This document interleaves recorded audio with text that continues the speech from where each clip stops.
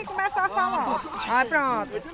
Vai falar? Pode sim. Estamos falando essa ponte aqui, que aqui não existe prefeito para fazer nossa ponte. Foi feita uma ponte aqui, mas foi desviada. Que foi comprada a metade. Não foi feito de jeito nenhum. Aí nós estamos aqui sofrendo aqui para fazer essa ponte aqui de Carnaúba, para gente passar agora no inverno. Aqui é um sofrimento mais grande do que É verdade. Aqui não tem prefeito. É verdade.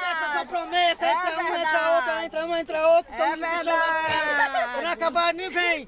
Aí você tem polícia nas portas pedindo esmola. É verdade. Voto, pedindo voto. É verdade.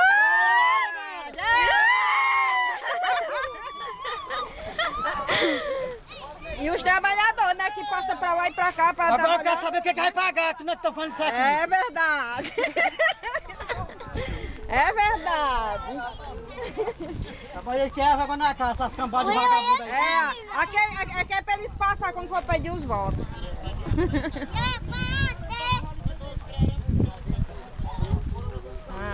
Vai gravar de novo? Pode falar. Vai mesmo. Você é um prefeito de verdade, não é um professor de promessa não. Nós não estamos cheios de promessa.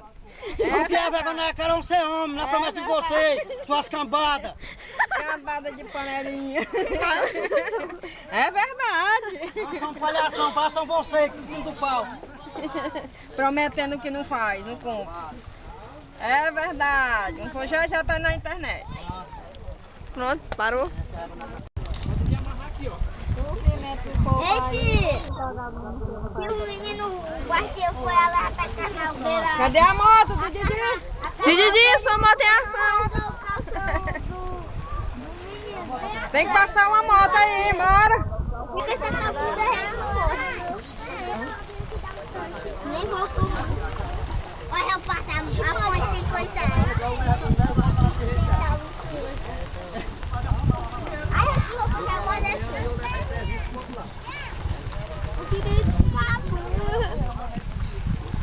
Bota aí a moto do Didi ou a moto do... Cadê o bichinho gigante?